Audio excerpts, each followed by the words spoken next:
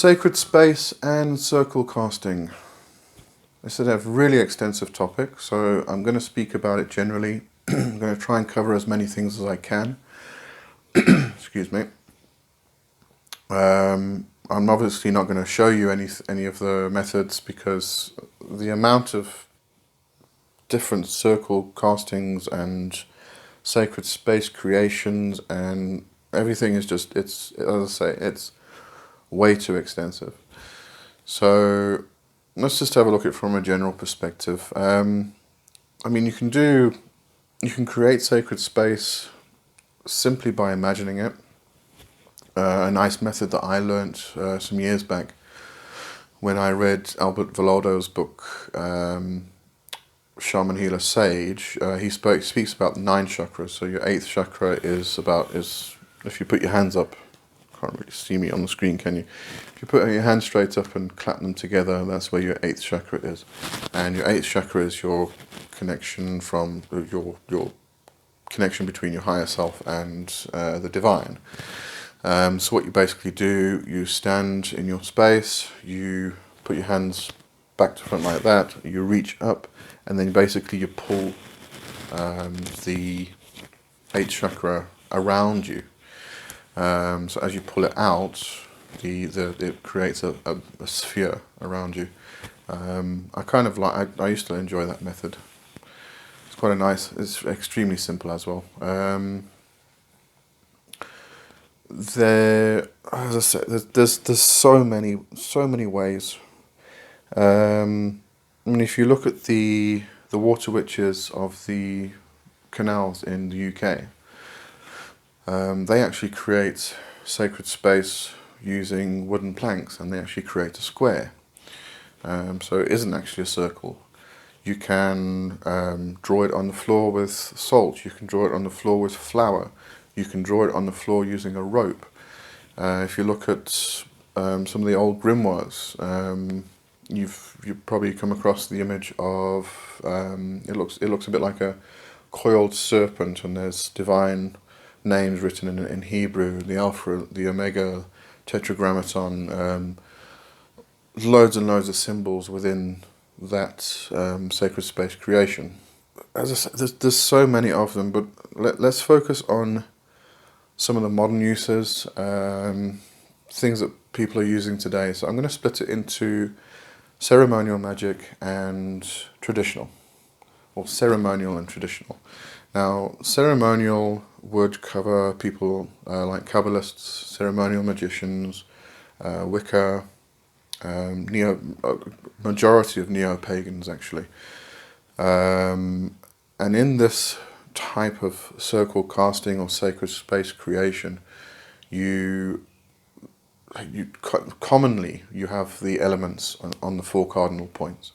And so you would have air in the east, and then fire in, well, it depends if you're in the northern or sort of southern hemisphere.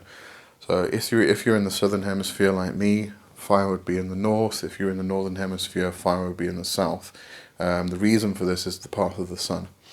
If you watch the sun in winter, in summer it's at noon it's straight up. In summer it's lower, so it comes at an angle like this. And so the path of the sun, you follow the path of the sun, and in the northern hemisphere that goes from east to south, to west to north, and then continues that way. If you're in the southern hemisphere, the opposite happens. So it rises in the east, and then it goes to the north, and then to the west, and then to the south, and that way around. So this is where we have a bit of difficulty when it comes to speaking about things like Diashil and Widdershins. Just in case you're not aware, these are the directions. So Diashil, that everybody says is moving clockwise or with the sun, and Widdershins is moving anti-clockwise or against the sun, and that's not entirely true, because yes, if you're in the northern hemisphere, then you would be going clockwise because that's the direction you're walking with the sun then, because you're going east, south, right? East, south, west, north, so you're going clockwise. I'm not sure if this is clockwise on your screen, but it is clockwise to me as I'm looking at it. And then Widdershins is the opposite direction. But if you're in the southern hemisphere, to walk with the sun is actually going anti-clockwise. So you can't say that Deersil is clockwise and Widdershins is anti-clockwise. Rather say Deersil is walking with the sun and Widdershins is walking against the sun. It just defines the directions a bit better. Where was I now? Yes, so with ceremonial circles, and as I say, this covers Wiccans and this covers a lot of neo-pagans, the way they cast circles, because they get their information from books, which commonly speaks of it in this manner. So you start with east, and that's where air is, and then you move to the next cardinal point, and that's where fire is, then water, and then earth. And in representation of color, we have air, which is yellow or orange, and then fire, which is red, water blue, earth green. If you counteract that with traditional witchcraft, you actually talk about the eights, which in this respect are actually the winds. So you get the north wind, the south wind, the east wind, the west wind. But what you find is that in the east you actually start with fire, because this is the rising sun, and that's represented with fire, and it's red. Then you move to the next cardinal point. I'm not going to say north or south because it obviously depends which hemisphere you're in, so I'm just going to say the next one. You move to the next one, which is then earth, because this is the noon, it's the hottest part of the day. Imagine Pan in a field or in a forest, and the sun's beating down at midday in summer. So this is white, it's the white heat of the day. And then you move to the west, and again it's water, so it's common there, but that's grey in the traditional witchcraft symbolism. And then to air on the last cardinal point. So it goes, the traditional is fire, earth, water, air. Whereas the ceremonial is air, fire, water, earth. Now, another aspect which is quite contentious, a lot of people argue about it, is why you actually cast a circle or create sacred space. From a traditional standpoint, if you are doing your working outside in nature, then you actually don't need to create sacred space, because the land itself, the physical land, is the earth, is considered sacred no matter where you are. So you don't actually technically need to create sacred space in that respect. But from a traditional standpoint, compared to ceremonial is very much about creating a wall of protection. In most cases, I'm not going to say in every case, but in most cases it's about creating a space of protection. But mostly it's about taking yourself out of the mundane world and putting yourself into a world where you are the creatrix or the creator of your own universe. So you're taking yourself out of the mundane and putting yourself into a magical space. And that's why you create sacred space, and you cast a circle in order to create a barrier between the two worlds. But in a lot of cases it's also a protective barrier. So that spirits and energies and things can't come in. In a traditional standpoint, this is often not used. A lot of traditional witchcrafts believe that in order to create a space where you are protecting yourself from the spirits and the elements and the energies, it's kind of disrespectful, especially if you are doing a working where you are going to meet a particular spirit or a particular deity. The way it was explained to me years back, I think Robin Artisan actually explained this. I'm sure it was him, and it was quite a good explanation. Imagine that you are Pan or Puka or whoever it may be, and a magician comes waltzing along and knocks on your front door. You open the door and he's got this entire army with him. Would you trust the magician? Would you trust that person, that witch? Would you trust them? Because obviously they don't trust you because they brought an army with them just in case something went wrong. So that level of trust has just disappeared, basically. So it's the same situation that if you're going to go try and communicate with a deity, then don't take an army with you, because they're going to see it as if you don't trust them, so why should they trust you? That's just perspective from a traditional witchcraft point of view. In most ceremonial cases, you are your own creatrix. And you can petition particular energies, archetypes, gods, goddesses, whatever it may be. But that's the main difference. And also, although some traditional witchcraft do call wards in the directions, in a lot of cases there's no actual moving from quarter or cardinal point to cardinal point or quarter to quarter, and actually calling watchtowers or calling gods or goddesses or particular guardians or wards. In a lot of cases within traditional witchcraft, you enter the circle and you start with your actual ritual practice, which is usually moving in a circular fashion around the space. And through that movement, the energy flows, and it keeps flowing, and it's sort of like a mill.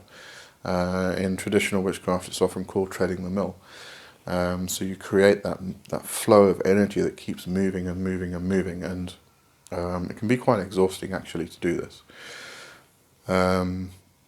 In some traditional witchcraft cases, it might be called plowing the bloody field, in which case you actually kind of drag your foot along, or a stang or a cane or something, and you actually score the earth. It's representation really, but you score the earth with your foot or your stang or your cane or whatever it may be, and then all of these methods are actually done in order to induce a trance.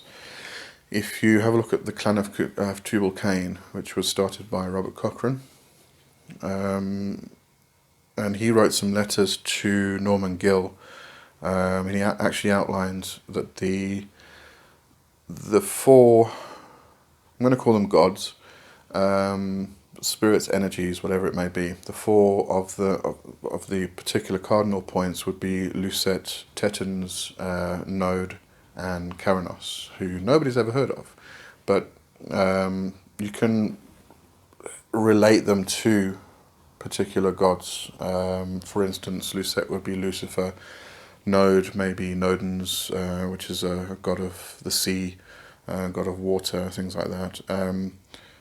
But getting off topic a bit here, the way the clan of Tubal Cain and Cochrane alluded to it this in his letters. The way they do it is they create a focal point in the center, so it might be a candle or a fire or a symbol, a stang maybe, and then they actually point at it with their left hand, and they point with they extend their left arm and point with it with their index finger, and then they kind of cock their head backwards, and they sight the focal point down their arm and down their finger, but they kind of heads cocked backwards, so it's kind of over their shoulder a bit, and then they walk in a circle, and chanting, and they just go round and round and round and round. This actually creates a deep trance state, and there are two main reasons for it. One is because of the monotony and the chanting, but the other one is that the position of the neck actually cuts off some blood supply to the brain. So it actually relaxes you and puts you into a deeper state. But there's a lot of, as I say, there's a lot of things. It's a very extensive topic, and there's a lot of things we can talk about and go into, especially from a traditional witchcraft point of view. I mean, Robin Artisan speaks about laying the ghost road. If I got the terminology right.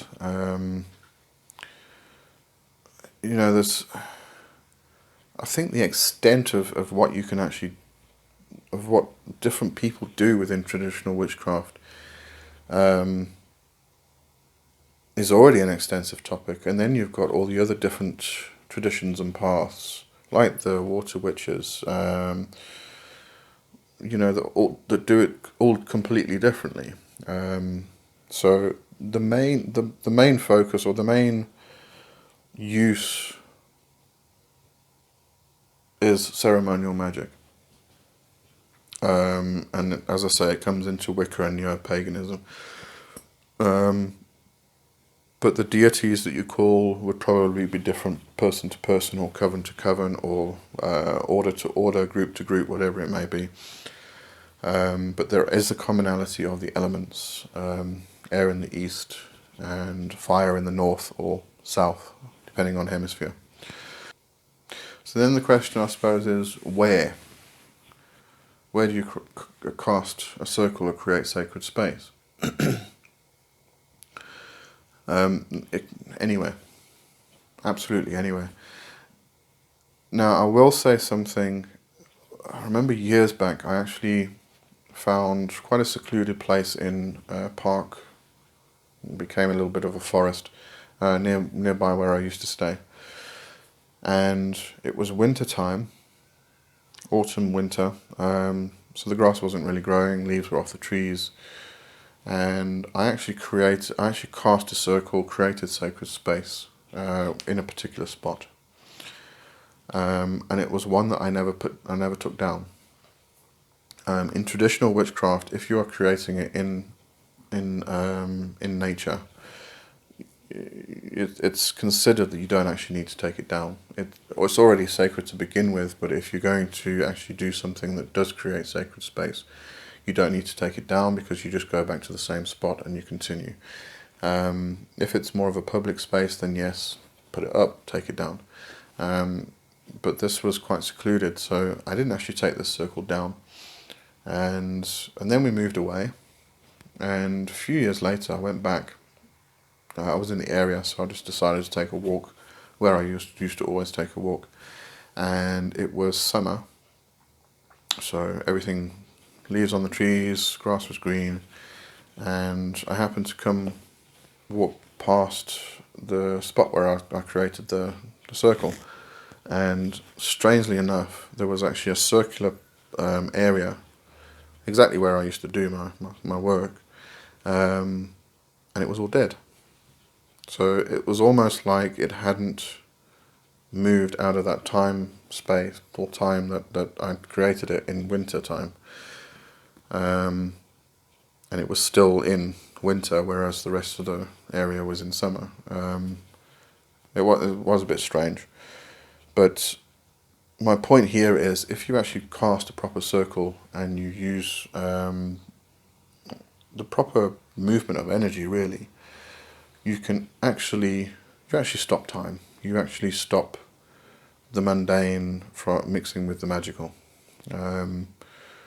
because you create a sphere of energy which encloses you completely.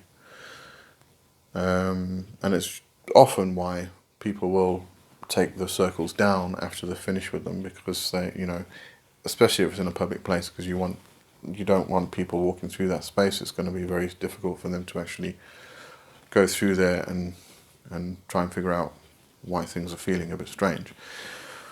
But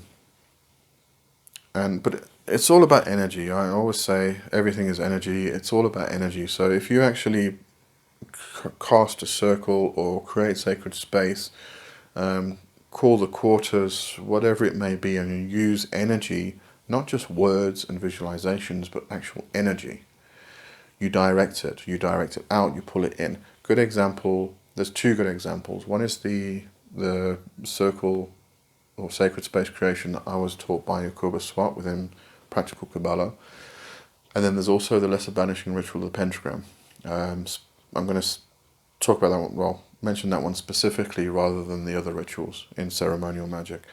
And the reason being is that in the LBRP, which is the lesser banishing ritual of the pentagram, you actually call on the divine name, you pull it into yourself, and then you push it out.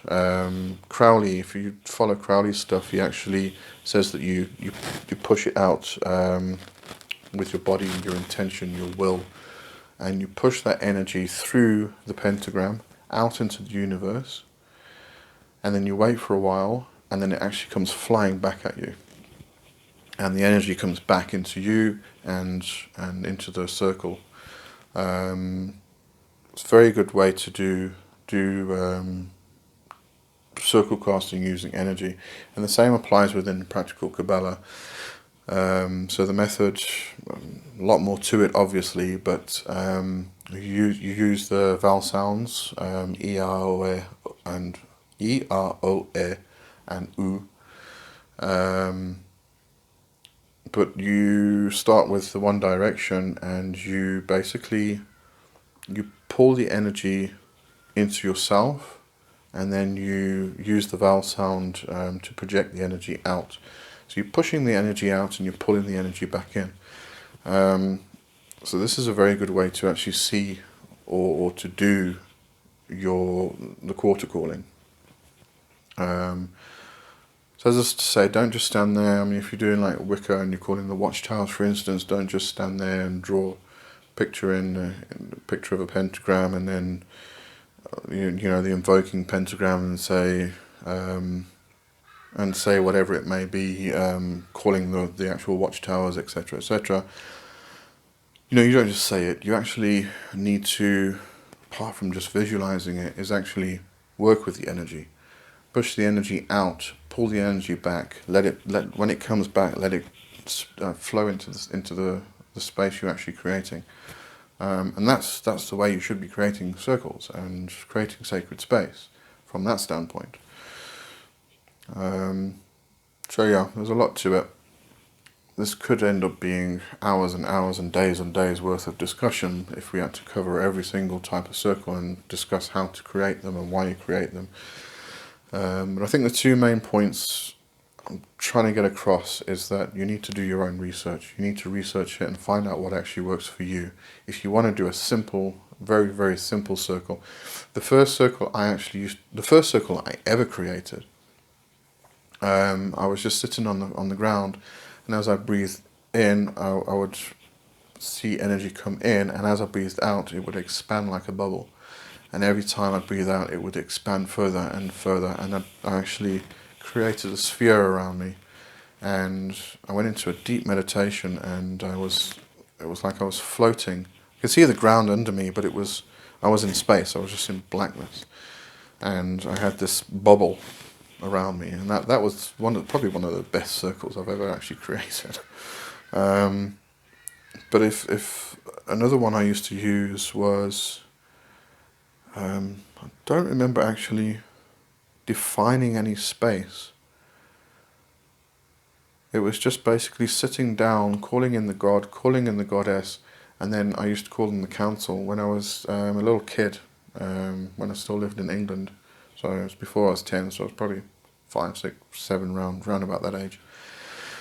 I remember we used to drive somewhere, and I used to look out the back window, and there used to be like this cloud of spirits following me, and as I grow up, I ended up calling them the council. So I used to call the god, the goddess, and then I used to call the council, and they used to surround me here, and the god and goddess used to be in front of me. But I didn't actually create a physical space. I just called these spirits and the deities into my space. So there wasn't any defining element to it. It was all a mental process. I decided this was my space, and I'm gonna remove myself from the mundane world. I don't need to define a particular barrier because that is my space. That's how I saw it.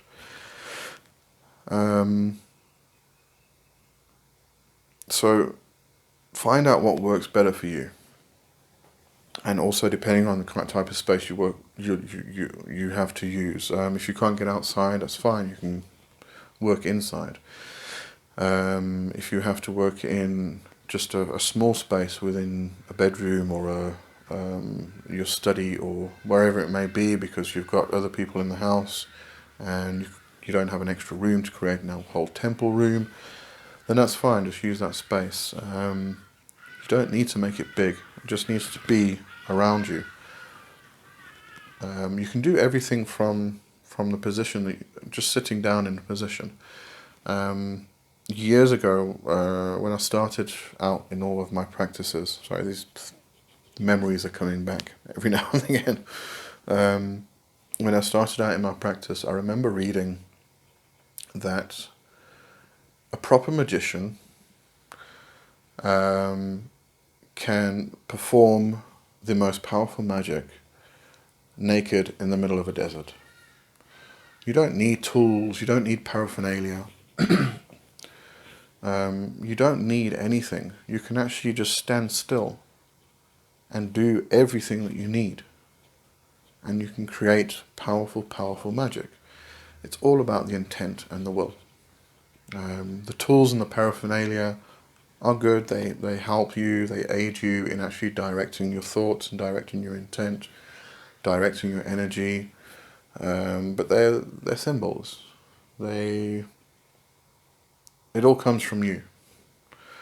So just bear that in mind. Sorry. Oh, it's coffee time, obviously. So what do I want you to take away from this? Find a method that works for you and works for your space. And just start there and then develop from that point on. You're going to find a lot of different traditions and different paths, and you might find that you'll be attracted to different ones at different times, and your own path will then progress and build. But just start with something simple and move on from there.